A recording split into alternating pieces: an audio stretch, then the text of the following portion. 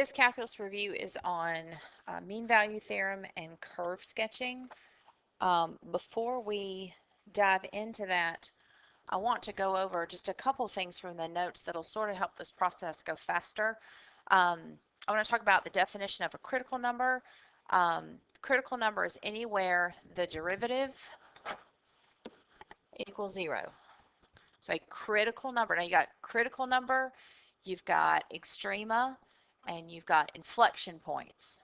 And so you need to make sure that you have all your vocabulary straight. So a critical number is just wherever your derivative equals 0, or if f of x is not differentiable. And that comes at those sharp turns or if the graph stops. Okay, so now you've got theorem 3.2, and that's when you have relative extrema. They only occur at critical numbers. So what you're going to do is you're going to find all your critical numbers, and then you're going to plug them into f of x and see which one is a max or a min.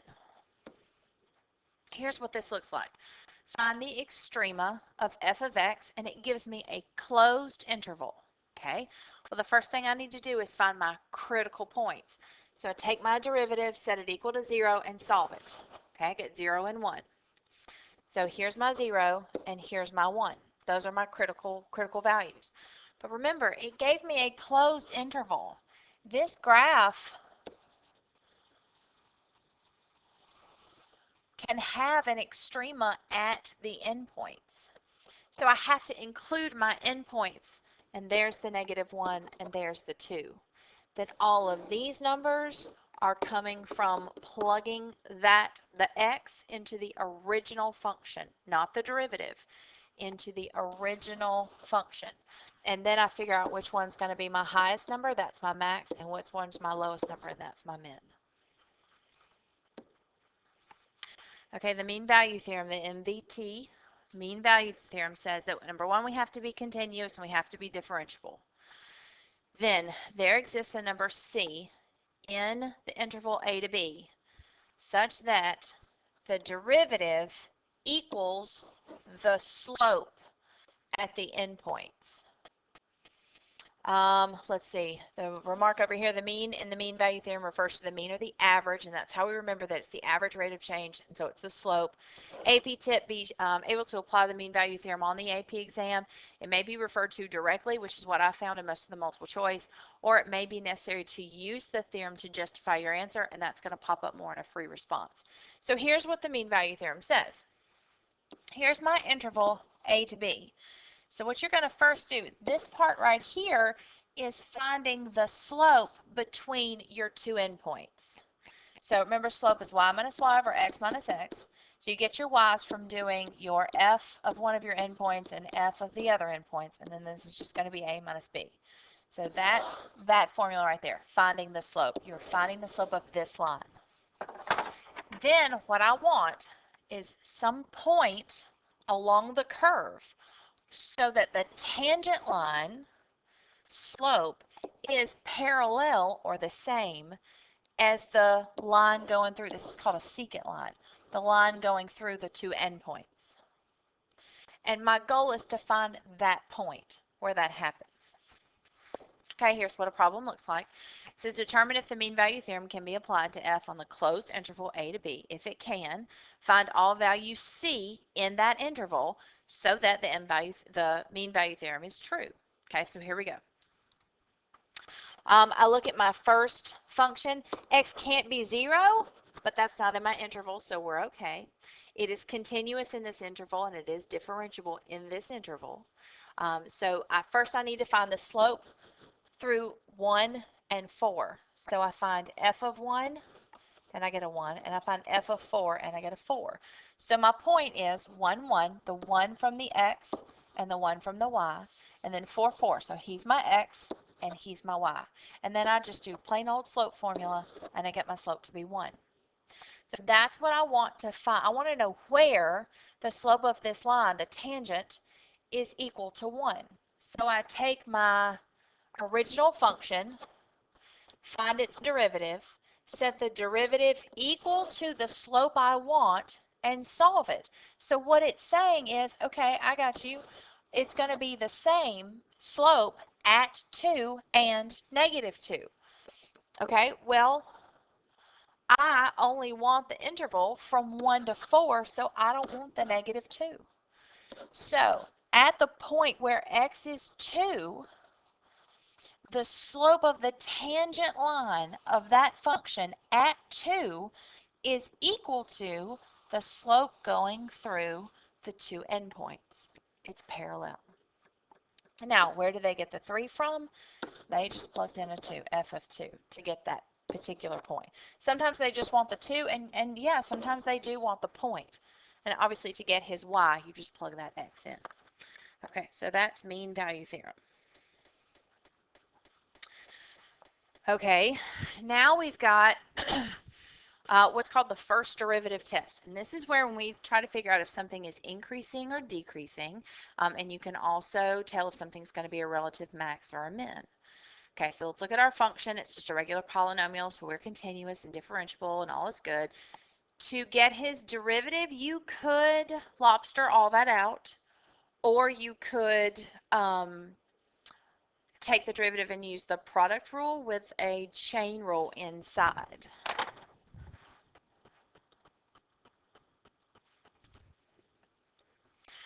Okay, so I did not lobster. I just did the derivative as leave it, derivative, and then there's a power rule and the chain rule, and then leave it. And then I lobstered and distributed my 2 and combined like terms. So there he is, all nice and simplify. And then I'm going to set him equal to 0. Okay, set him equal to 0 and solve him. So what are those? Those are my critical points. Okay, so then that's what sections off my intervals. So now I come over here and I say, okay, I can go from negative infinity to -2, -2 to 0, and 0 to infinity. And I want to know, where is the derivative? Like, what is the sign value of the derivative within these intervals? So I pick a number. I pick a number in each interval, and obviously I want the simplest one I can. And then I take this number and I'm plugging it into f prime, not the original, but the derivative. And I really just need to know the sign of your answer. So like this is me working it out and actually getting a number, but then you can tell that I've stopped and you're just worried about the sign of your answer. So if I'm positive in this, if the derivative is positive in this interval, then I know my function is increasing. If the derivative is negative in this interval, then I'm decreasing. Positive, increasing. So that's how I can make this conclusion right here. It can also tell you that if you're increasing in this interval and then you start to decrease, that tells me that at -2, that's going to be a relative max. And then if it's decreasing and then starts to increase, that tells me that I am a relative min at 0. Now, how do I get these numbers? I'll plug those back into the original function to figure out what the y is at that particular x.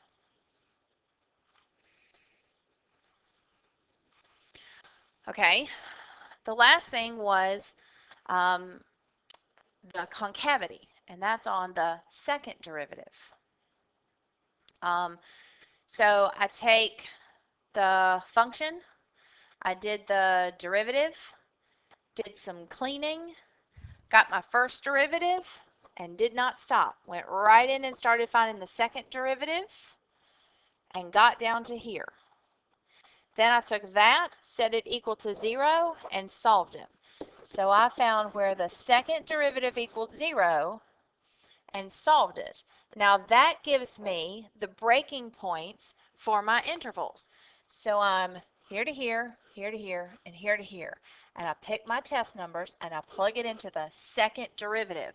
And again, I'm just looking for the signs. So I'm plugging it into here and I'm just figuring out what the sign of each one of these is. And when you multiply them, what do you get? So I'm going to be positive, negative, positive. So I know that I'm concave up in this interval and this one, and concave down in this one. Okay, now an inflection point. An inflection point is not the peak of your concavity, it's where the concavity changes. So if you have like a cubic function like that, well, this is concave down, and then it becomes concave up. Right here is where the concavity changes, and that's going to be your inflection point.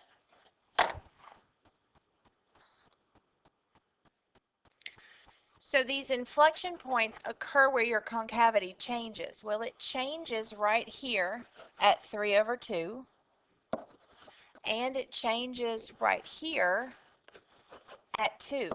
And then just to figure out the y value, you just plug it into the original function to figure out what his y value is. So that is an inflection point. Okay, now multiple choice is going to ask you to find a max and a min, and some of these get a little ugly. So you can use whether it's increasing or decreasing and the concavity to figure out if it's a max or a min. So take this f of x, multiply it out, find the first derivative, set it equal to 0, and solve it. Okay, so there we go. There are my critical points. Plug this into my chart, test a number, figure out what f prime is. Okay, so I'm increasing, decreasing, increasing. Okay, so increasing, and then decreasing, and then increasing. So I know that at -2, that's going to be a relative max, and I know at 0, that's going to be a relative min. Okay, well, here's a way that you can do this without having to do this chart.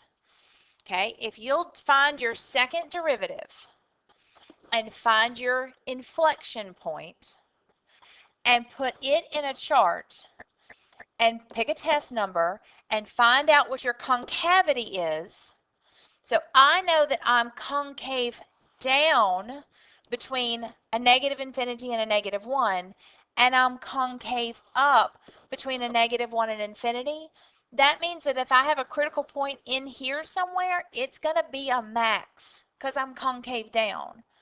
And if this is concave up, if I have a critical point in here, that's going to be a minimum. So my critical value is a 0 and a -2. Well, at -2, we're in here.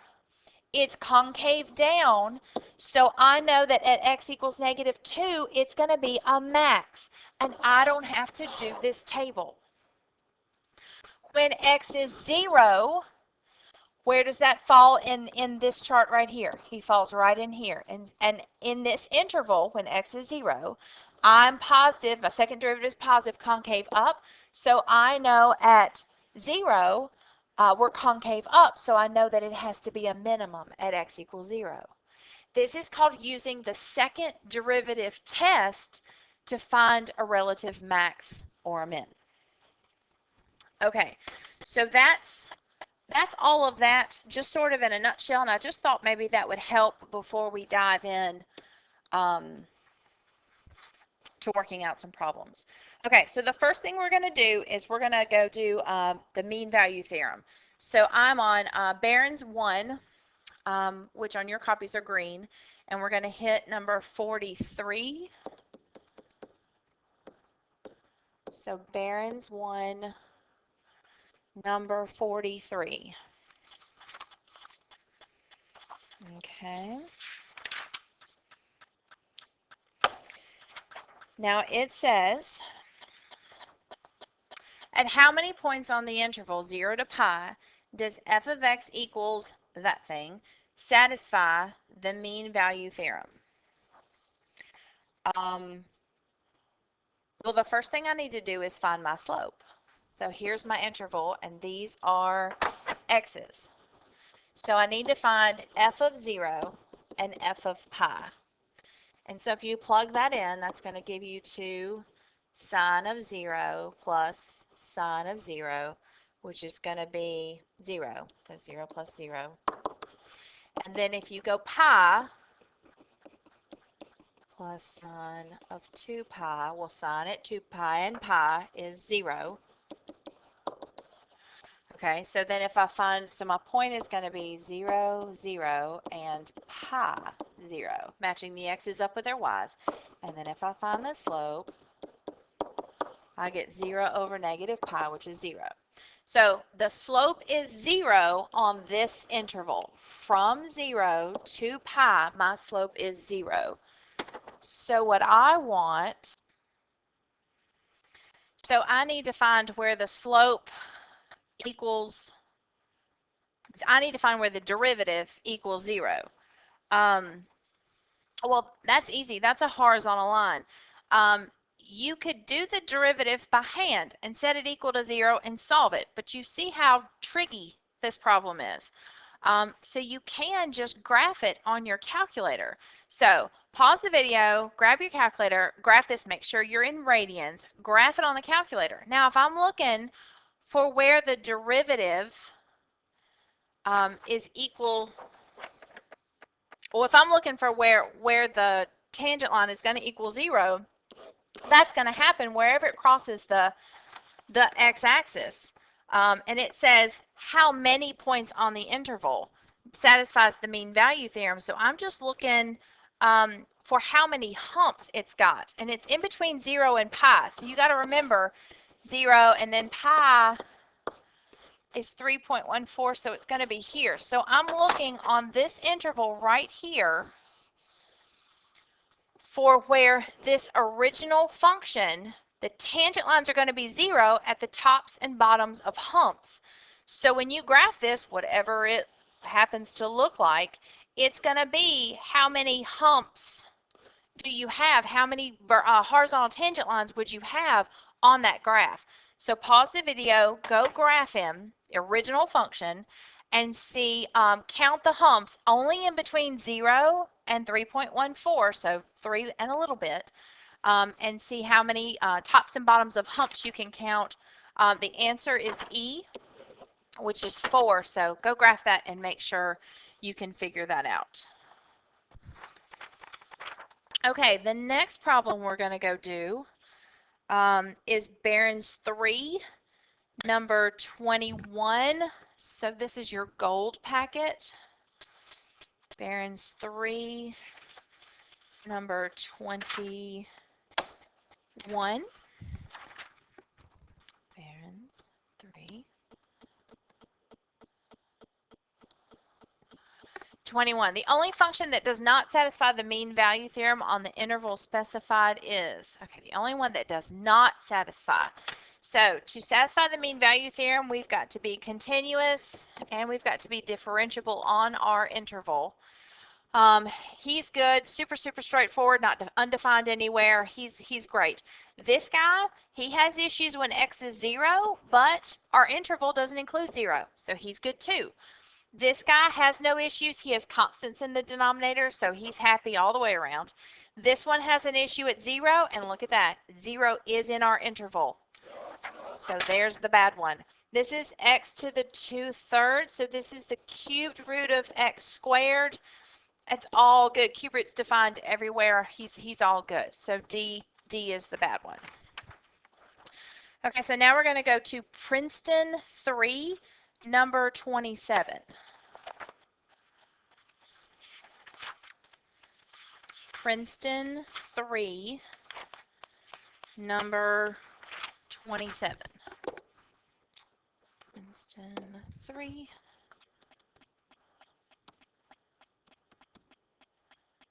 Number 27. The value of C that satisfies the mean value theorem for derivatives on the interval 0 to 5 for that function. Okay, so first things first, take your interval and go find the slope. I need to know what the slope is on this interval. So I need to find f of 0 and I need to find f of 5. So plugging a 0 into there is going to give you 0, and plugging a 5 in here, that would be 5 cubed minus 6 times 5. That's going to give you 95. So my point is 0, 0, and 5, 95. 0, 0, and 5, 95. So now I find my slope.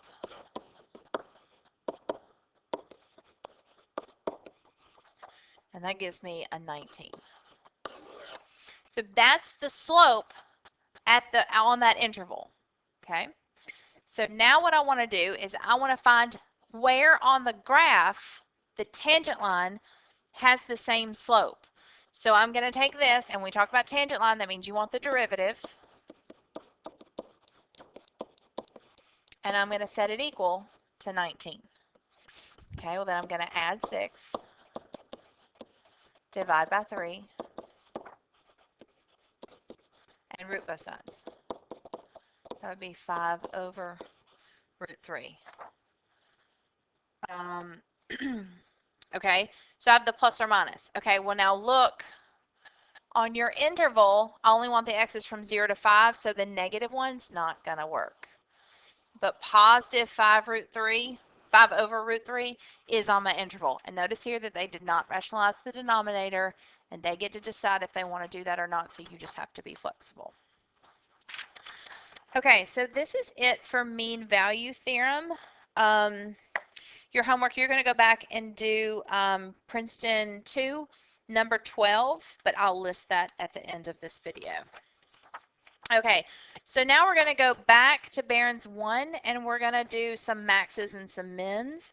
So go back to Barron 1, number 6. Okay, so Barron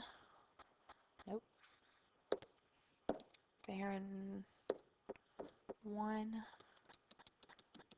number 6. Okay, derivative gave us the derivative. And it says the set of all x values for which the f of f is a relative max is, okay, so it gives me all the x's. Okay, so you can do this one of two ways. I can find my intervals. Now remember, they've already given me the derivative. So all I have to do is take the derivative, set it equal to 0, and get my critical values. So my critical values would be a 0, a -1, and a +4. Okay, now what that does is that separates my intervals. So my intervals are going to be -∞ to -1, -1 to 0, and 0 to 4. If this is going too fast, pause it, take your time, go through this. Then I'm going to pick a number that's in each interval. And then I'm going to plug this into the, hold on one second. Plug it into the derivative and see what the sign is. Now remember, I don't care what the number is, I just need the sign. So this is what we're plugging it into. So if I plug a -2 in here, that's going to be a positive times a -2, that'd be a -1 cubed would be a negative. -2 minus 4, but he's going to be squared, so he's going to be a positive no matter what. So he's a negative. Let's see, now let's plug a -1/2. So -1/2 squared is going to be a positive. -1/2 plus 1 would be a positive, cubed would be a positive, and that guy's getting squared, so he's going to be a positive no matter what. And then plug a 1 in here, so positive. 2 cubed would be positive, and 1 doesn't matter because it's being squared, he'd be positive. Okay, so here's what happens. We are decreasing, and then we increase, and then we keep increasing. So it says, for what x values is of f gives me a relative max. I don't have any maxes. I have a min that happens at -1, but I don't have a max. I could have done the second derivative test on this and tested for concavity and figured out where these guys fell in my concavity intervals to tell if it was going to be a max or a min. But guys, that means you're going to have to take the derivative of that, which is ugly. So we do one later where we do the second derivative test, but I would rather do the chart on this one because the second derivative of that is hideous.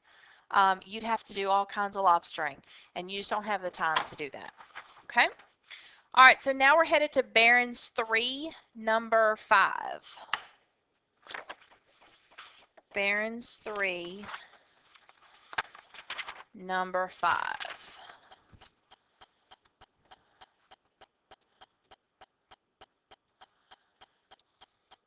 Okay. It says on which intervals does the function increase? Okay, so I need to find my critical points. So I'm going to take the derivative. I'm going to set it equal to 0, and I'm going to solve it. So pause the video and go solve it, and then hit play when you're ready to go.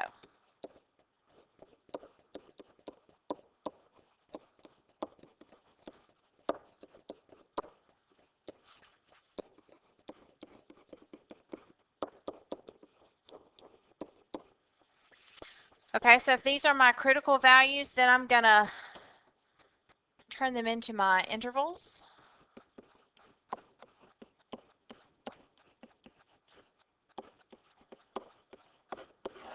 And then I'm going to pick a point or a number in between each interval. And then I'm going to plug it into the derivative. Okay, and I'm not going to plug it into this. I'm going to plug it into this because it's in these pieces and it's much simpler. So pause it, plug it in, get your positive and your negatives, and then hit play and check yourself. So let's see, negative, negative, negative, so negative, positive, negative, negative, so positive, positive, negative, positive, so negative, and positive, positive, positive, so positive. Okay, so I can tell that I am increasing here and here, so on that interval and that one, which is C. Okay, and again, I want you to pause this, take your time, go back. Don't feel like you have to go at my pace, you go at your pace. Okay, so when you're done with this one, we're going to stay on this test for Barron's 3, and we're going to number 44.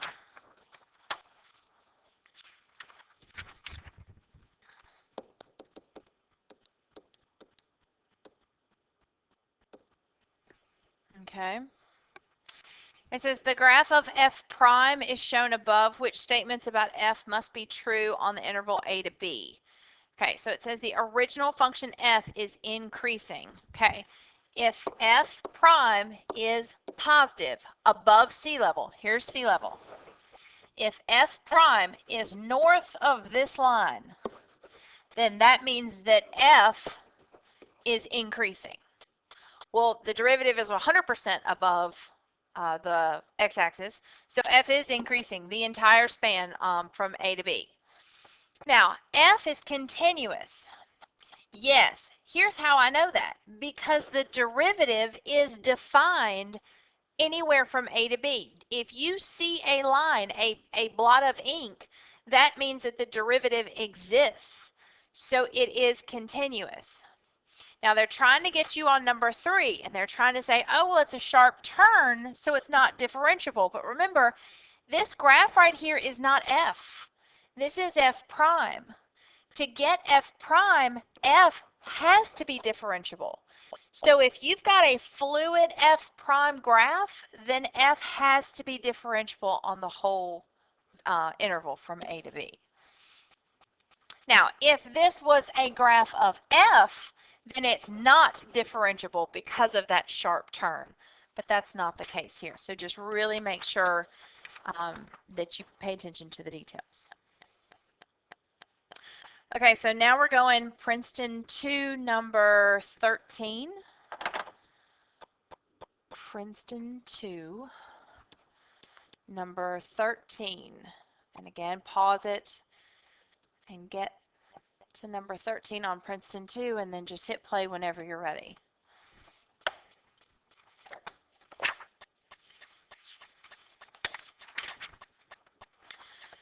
Okay.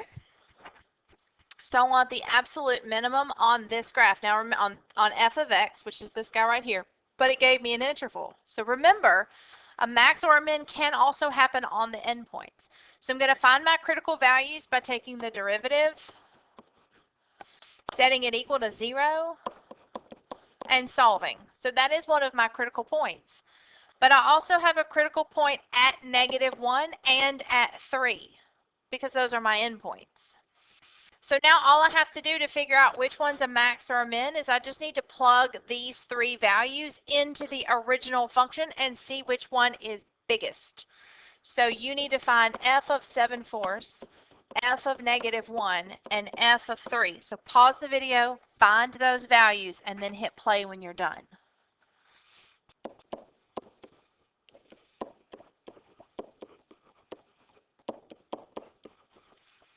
Okay, so it's looking for a max. That's going to be my max, so it happens at, no, sorry. Hold on. I labeled those wrong because I did them in a different order. Sorry. 7/4 is the -16.125. -1 is the -1, and then 3 is the -13. I'm sorry. So again, there's your max because -1 is the biggest. So it happens at -1. Okay, 13. All right, same test. Now we're headed to number 34.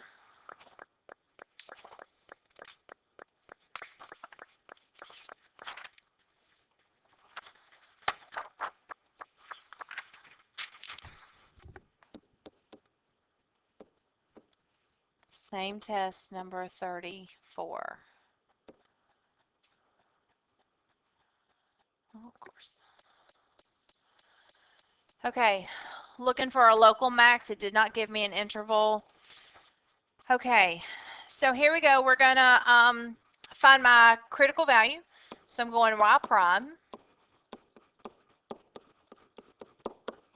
And I'm going to set that equal to 0. And I'm going to solve it. 5 and 1, it won't factor. So none of this will factor. So I can't find the solutions this way. So I'm going to graph him. So pause the video, go graph that guy, and go find exactly where he crosses the x-axis. So you're going to plug him into your y equals, and then you're going second calc down to 0, where you have to do the left and the right, and then it asks you to guess, which is stupid because you don't need to guess, and it's going to tell you exactly what it is. So go pause the video, go to your calculator, figure those out, and then hit play once you've got them.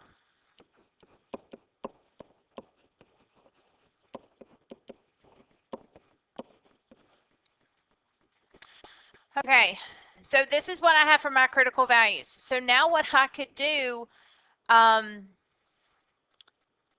what I'm going to do on this one is I'm going to show you how you can use the second derivative test, the concavity, to figure this out. So I'm going to go second derivative because it's really easy. Okay, so I'm going to take my second derivative. Now make sure this makes sense. And I'm going to take these places where a max or a min could happen, and I'm going to plug it into my second derivative, and I'm going to see what the concavity is at that point. If it's concave down, that means I have a maximum. If I'm concave up, that means it's a minimum.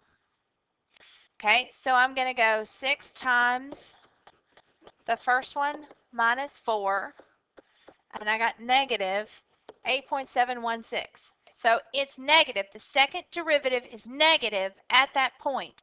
So that means I'm concave down. If it's concave down, that means what's happening at this number? It's a maximum, which is what I want. Do it again, but do it with your 2.12. Type that in. I got 8.72, which means that's positive, which means we're concave up at this point. So that means he is a minimum. I don't want that. I want the max. Okay, so I like this one and this one. These two are out. So now I need to figure out what his y value is. Well, gracious, I have an f of x, I have an f prime and an f double prime. Where do I plug this number in to figure out what his y value is at that point?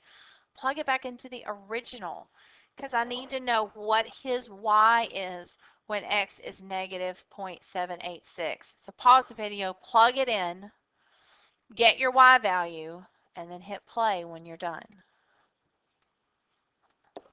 Answer's D. Okay, now we're headed to number 39.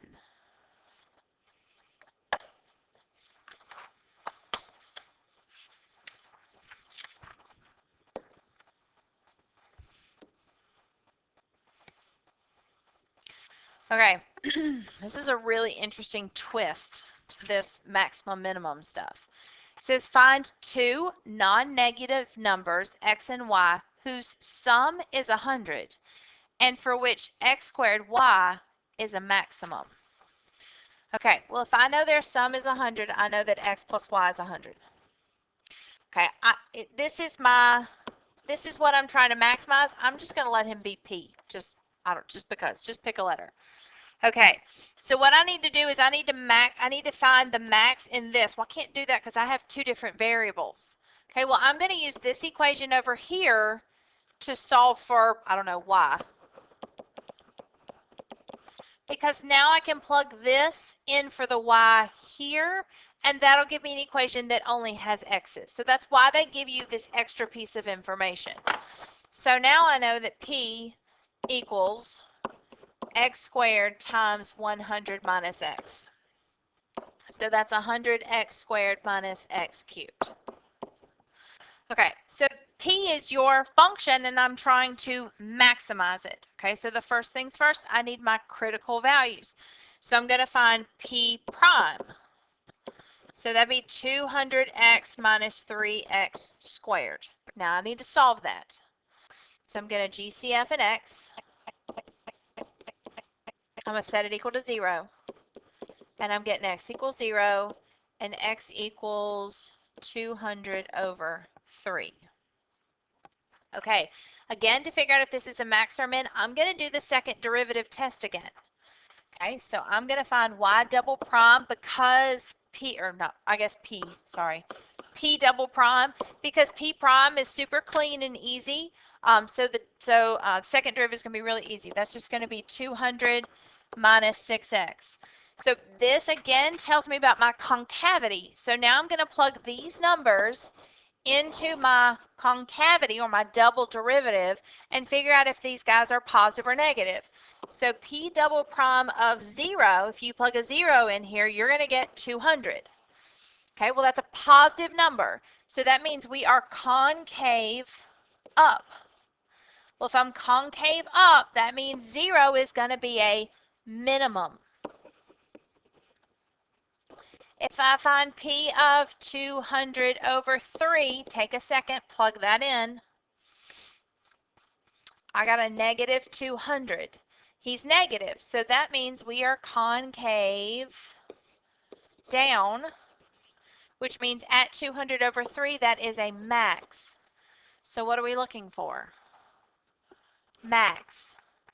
Okay, so I know that I want x to be 200 over 3. Well, if you type that into your calculator and get a decimal, you get the 66.6 repeating. Okay, so I'm liking D. Now, how are they getting the y?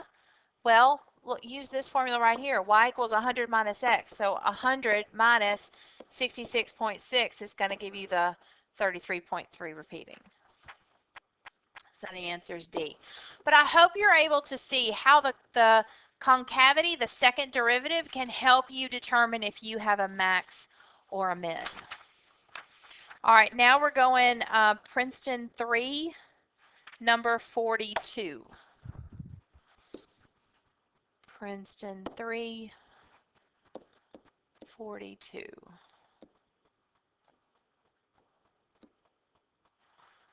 Okay.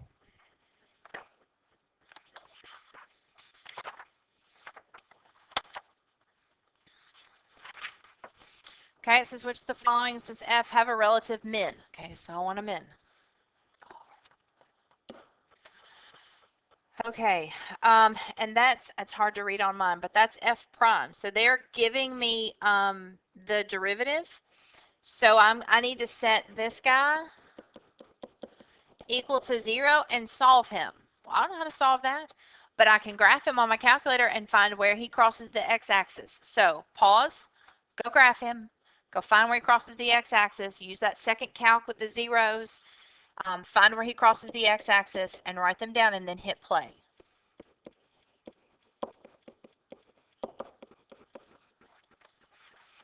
Okay, now I need to know at these places are we maxes or mins because I just want a min. Okay, so to do that, I'm going to go double derivative. Okay, to take the derivative of ln of x, that'd be dov over of natural log of the base, which would just be 1, and then minus 1, and then the 2 goes to 0. So that's nice and easy. Now all I have to do are plug these two numbers in there and see if it's positive or negative, and that's going to tell me about my concavity, which is going to help me find a minimum. Now if I want a minimum value down here, then it needs to be concave up. So I'm looking for a double derivative that is positive. So pause, plug these numbers in and see what you get, and then hit play when you're good.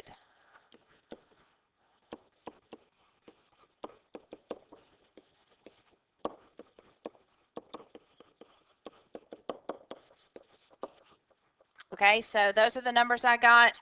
Again, I want it to be concave up, so I want it to be positive. So that's going to happen at the 0.159.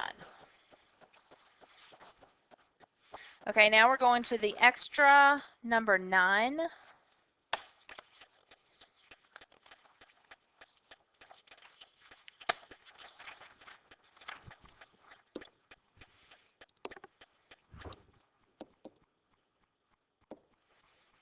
Okay, so extra number 9, the maximum value of that function, and again, it gives me an interval. So I know I have to use those points. In fact, you know what? I'm going to hold off on this one and let y'all do that one for homework because he's really, really straightforward.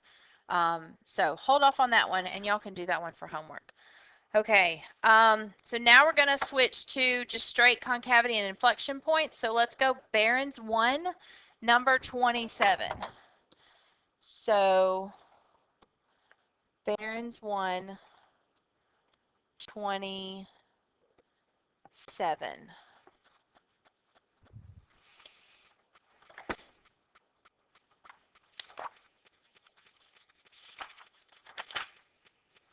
Okay, and it wants the number of inflection points. Okay, now you got to know that word. You've got to know the word inflection. Okay, that's not a critical value. That's first derivative. This is inflection point, so this is the double derivative. So I need to find the first one. And then I need to find the second one.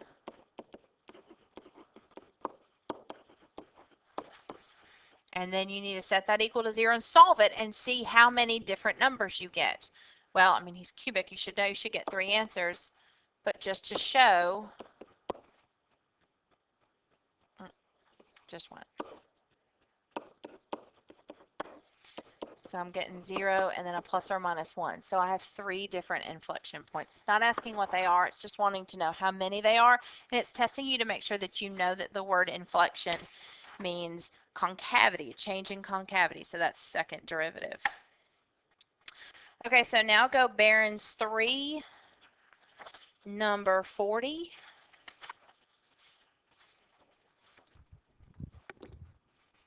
So Barron's 3, number 40. How many points of inflection does the function have on that interval from 0 to 6? And it's giving me the equation of the double derivative. So it's already found that for me. I don't know how to solve that. Well, it's got a root and a cosine. I'm not even going to mess with that. I'm going to graph him. Now when you graph him, and again, I'm only looking on the window from 0 to 6. So when I graph him, you can change your window or you can just look from 0 to 6. But I want to know how many times it changes from positive to negative on 0, 6. So go graph him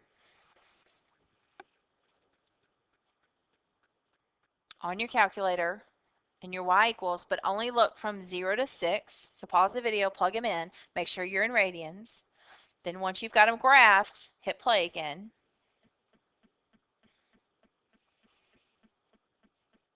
Okay, and then you should see that he only crosses the x-axis one time. So he only has one inflection point. Okay, so now we're going Princeton 2, 29.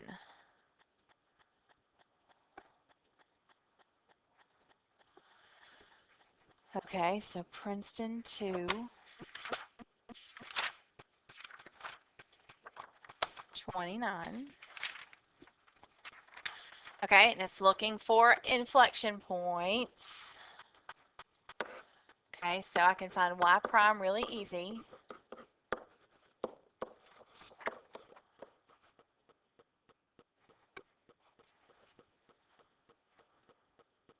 No, that's not a 3, that's a 5. Well, that's fuzzy.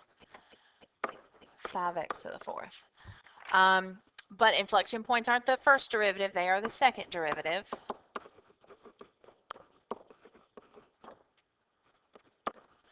Okay, and then I want to set this equal to 0 and solve it.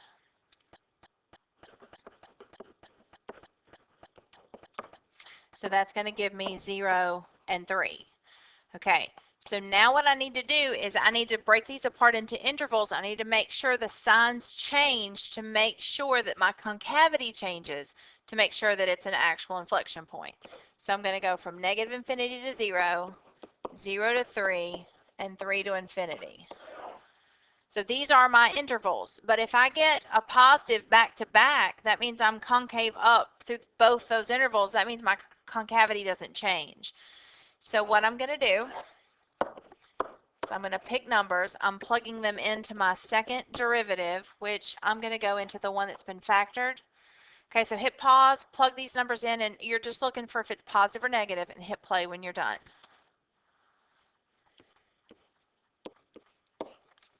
Okay, so as you'll notice, we're concave up and concave up through here, and then it changes to concave down. So my point of inflection is going to happen right there at 3. So 3 only. But you see how easy it would have been to pick B.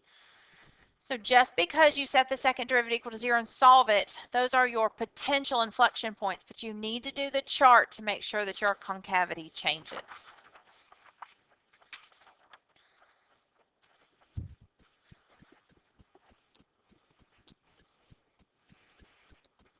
Okay, so now we're going Princeton 3, number 38. Princeton 3, number 38. Okay, the second derivative of f is given by, so it gives me the second derivative, and it just wants to know how many points of inflection does it have on the interval from negative 10 to 10. This is just like the one that we did a couple problems ago. You can graph him on your calculator. Because it is the second derivative, you're just looking for how many times it crosses the x-axis. So pause it, go graph that, make sure you're in radians, and you're looking for how many times it crosses the x-axis in the window, negative 10 to 10, which should be your standard window. And he crosses 4 times. Okay, so now we're going to the extra, and we're going to do 63 and 64.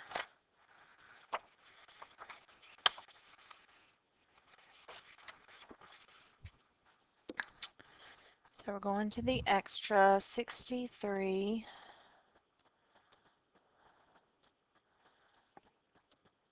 and 64.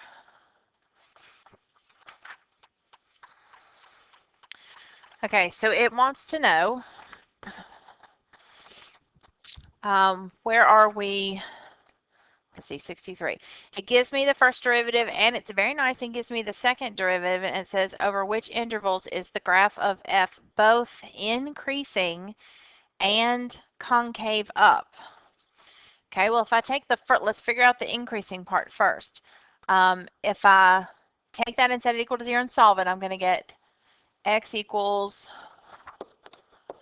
0 and 1.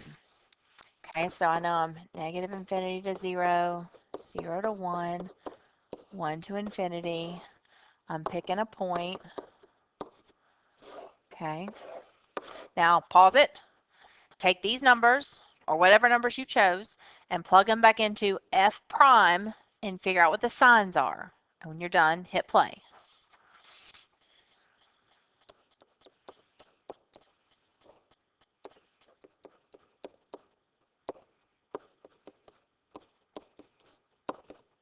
Okay, so I know that I'm increasing here, so I'm increasing on this interval right here, which is a choice, but I need to make sure that I am also concave up. So to figure out the concavity, I take my second derivative and set it equal to 0. So that would be x equals 0 and a 2/3. And I'm going to do the intervals. Oop, sorry, 2/3.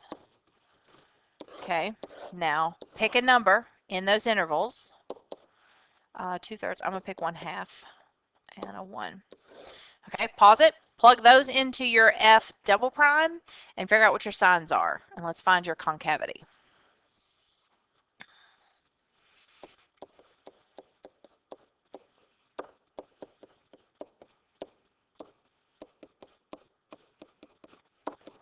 Okay, so I'm concave up. Is that what I want to be? Yeah, concave up. I'm concave up here and here.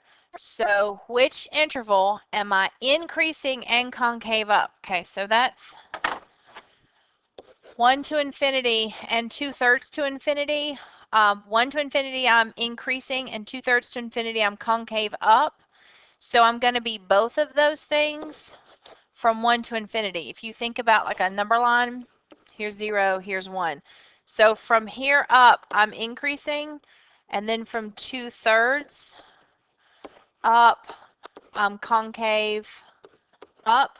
So I'm increasing and concave up from 1 on. And then number 64 says, which of the following statements is true? And it's talking about extrema and inflection points. If we look at our increasing chart, I know that I have a critical value here, and my decreasing changes to increasing, so I know that that's going to be an extrema. So I have one extrema. And then if you look at your concavity changes, remember that's your inflection points.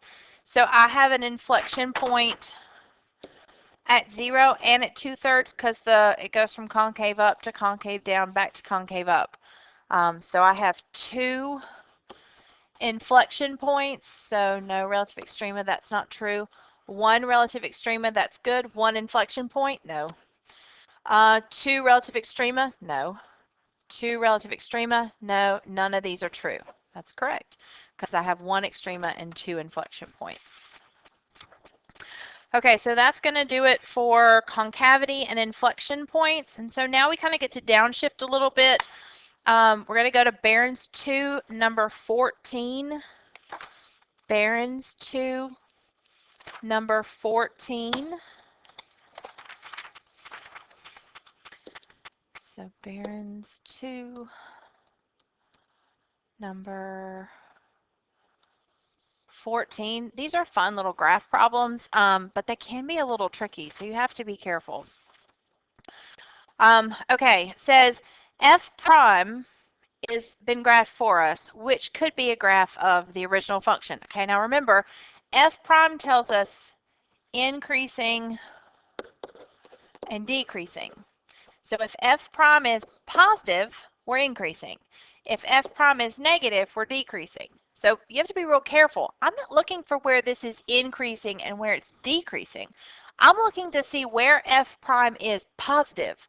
Well, I'm positive from 0 to 2. So from 0 to 2, my original function should be increasing. And then f prime is negative from 2 to 3, so my f should be decreasing. So if we look at this, let's look at the first one. Increasing, again, I said I want to be increasing from 0 to 2. Increasing to 2, and then decreasing. I like it.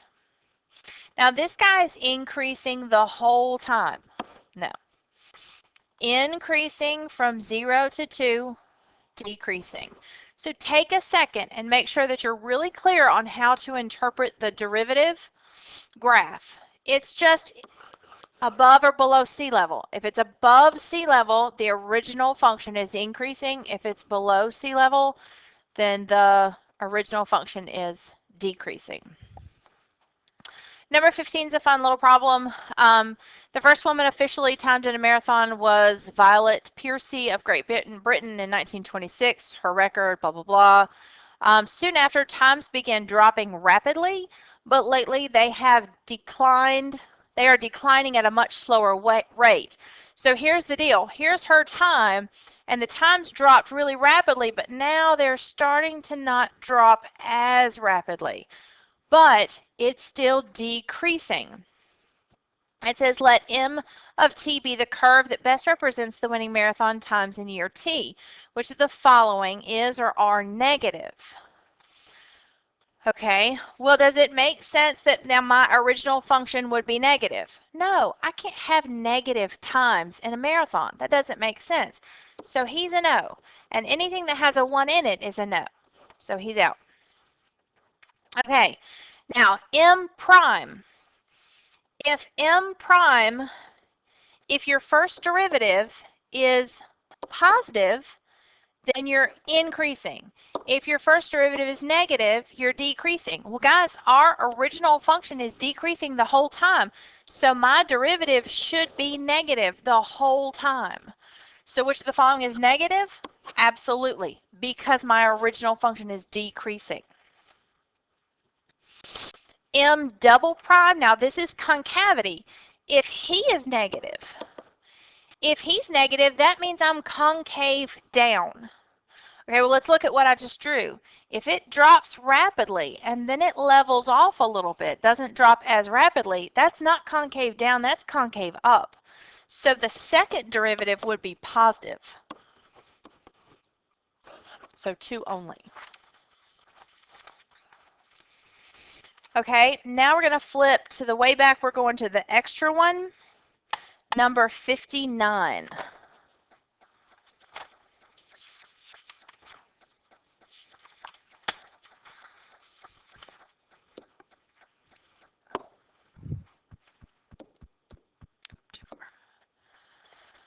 Okay, and again, it's another one of these cool little graphs. Okay, so now I have 3 separate graphs. I have F, I have G, and I have H. Plain old graphs. It says, considering following statements, which of these statements is or are true? Okay, well, this says that G of X is the derivative of F of X. Okay, so let's find G. Here's G. So could this be the derivative of this one? Well, derivative would be the increasing, decreasing. Okay, so let's look at F. F is increasing and then decreasing and then increasing. So let's focus right here. So he's changes right there too. If we're decreasing, then the derivative should be negative between -2 and 1. Guys, this guy's positive. He's very happily positive, way up there. He doesn't ever come down here below sea level. He's never negative. So G of X cannot be the derivative of F of X because F of X decreases some, so his derivative should have some negative values. So he's out. Okay, let's try the other way around. Could F of X be the derivative of G of X? Okay, let's look. G of X, increasing, increasing, increasing, and then right here at 0, we start to decrease. Okay, well, let's look. Positive, positive, positive, positive, and then I'm negative right here. Okay, well, we're decreasing right here. And then we start to go back and increase, and this becomes positive. So if you want to sort of color code it, above sea level, increasing. Above sea level, increasing. Below sea level, decreasing. I hope that helps. That makes really good sense. Okay, so yes, I like that one. Okay, now erase all that color coding. All right, let's look at the third one. It says h of x is g double prime. Okay, now h of x, g double prime would be concavity. So can h of x be the double prime of g? Okay, well, if g double prime equals h, that means that h represents g's concavity. Okay, so we are, hold on, g double prime. Hold on, I gotta think. Okay, I got it. I just had to think. Okay, let's check this. Let's check G out. Let's check out his concavity. He is concave down. But what you need to focus on is the inflection point happens in between the humps. Not at the hump, but in between the humps. So right here is where it changes and starts to become concave up. Now, you can't really tell much over here on the left, but it could continue to be concave down, or it could start to swing back up. We don't have enough information. Okay, but let's look at H. If we're positive, we're concave up. So from -2 on, so they're cutting it like right here. And then we're concave up, because again, we're positive, from 1 on. That matches perfectly. Then he's going to be negative here, which means we're concave down, which is exactly what he is. So when you're looking at concavity, look at the inflection points. Find where the concavity changes. So like if I look at F, his concavity, if this is where he bottoms out and this is where he tops out, then his concavity would change somewhere right in there. So that's where his second derivative should dip below sea level. So this is a true relationship. This one's true. So 2 and 3. And if you need me to explain that again, or you just want to rewind it and listen through it again, or if you want me to explain it to you, just come see me and I'll be happy to walk you through that. Okay, now we're going to Barron's 1, so way back to the beginning. Number 17. We have 3 problems left to go, and they're little bitty. So Barron's 1, 17. Okay, so pause it until you get there and then hit play when you're ready. It says the number of vertical tangents. Okay, vertical tangents. Now we do a lot with horizontal tangents, but a vertical tangent means the slope of my line would be undefined. Okay, so if I find the derivative of this, and I've got to go implicit, so 2y prime 1 minus 3x squared. Okay, if I were to solve for y prime, which is the equation of the tangent line, so that's the equation of the tangent line. Now, for this to have a vertical tangent line, that means this needs to be undefined. The only time that's going to happen is when that is 0, because that'll make the world stop turning. So when does this equal 0? Well, y would actually have to be 0. So now I go back to my original problem and plug a 0 in for my y, and it's not asking for the solutions. It just wants to know how many of them you would have. Well, he's cubic, so he would have 3 solutions. So what this means is this function has a y that's 0 at 3 places. The reason that interests me is because that is the slope of my tangent line.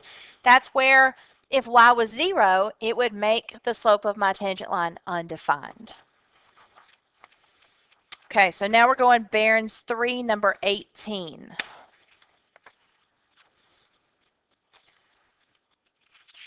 Barron's 3, number 18.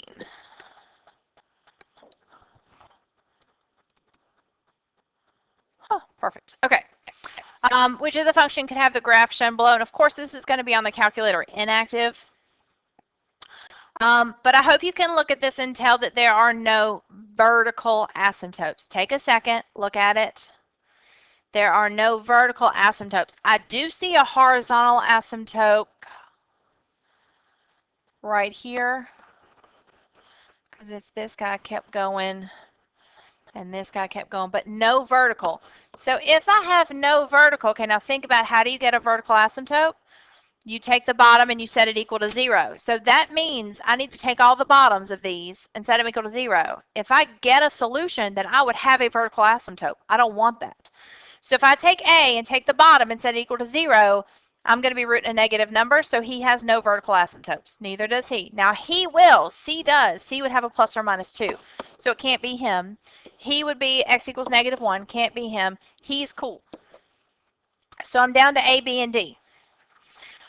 Okay, now I need a horizontal asymptote at y equals 0. Okay, where does that happen? Think about your rules. And that's where the bottom degree is bigger. Okay, so I'm going to erase what I circled. Okay, bottom degree is bigger. So who does that not happen on? D. So D is out because he would be the y equals A over B. So he's out. So now I'm between A and B. And again, I have no calculator. He looks to have a slant asymptote. You could go find that, but let's be a little creative. Like, let's go find an obvious point and plug it into both these functions and see which one works. So I'm really digging this 1, 2. So I'm going to plug a 1 in for x and see if I get a 2 for the y. If it's true, then he's good. If not, then he's out. So let's try A. So let's see, y equals, let's see, x is 1. So 1 over 1 squared plus 1. Is that going to give me a 2? No, he's out. Now let me show you why B works. Y equals, all right, 4 times 1 is 4. 1 squared is 1. 1 plus 1 is 2. 4 over 2 is 2. He gives me the right point. So again, you kind of have to be like a little investigator. You got to check your asymptotes, whittle it down a little bit, and then it's just being sneaky or crafty. Pick a point and see which one works. Okay, last problem, we're going the extra number 2. So extra practice number 2.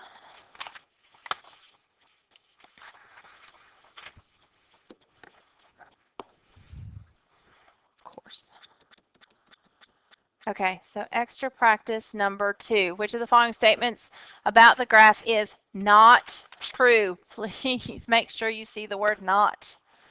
Not true. Okay, talks about symmetry, vertical, horizontal, and x-intercept and y-intercept. Okay, so let's go ahead and find his vertical asymptotes and his horizontal asymptotes and get that out of the way. Vertical, you would set the bottom equal to 0 and solve it. So I'd have x equals plus or minus 1. Horizontal, if you do your power rules, that's going to be y equals a over b, which is 1. So we have 2 vertical asymptotes and 1 horizontal asymptote.